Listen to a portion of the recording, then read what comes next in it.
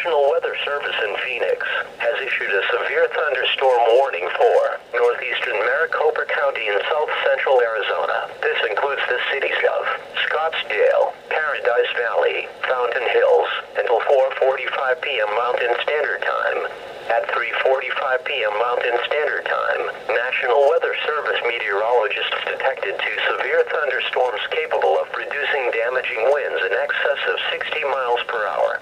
The storms were located between Fountain Hills and Desert Mountain and moving west at 15 miles per hour.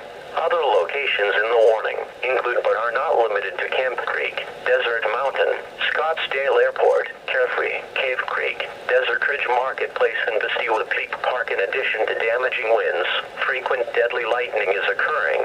Get to shelter inside of a sturdy building. Remember, if you can hear thunder, you are close enough to be struck by lightning. Repeating, a severe thunderstorm warning has been issued until 4:45 p.m. Mountain Standard Time for the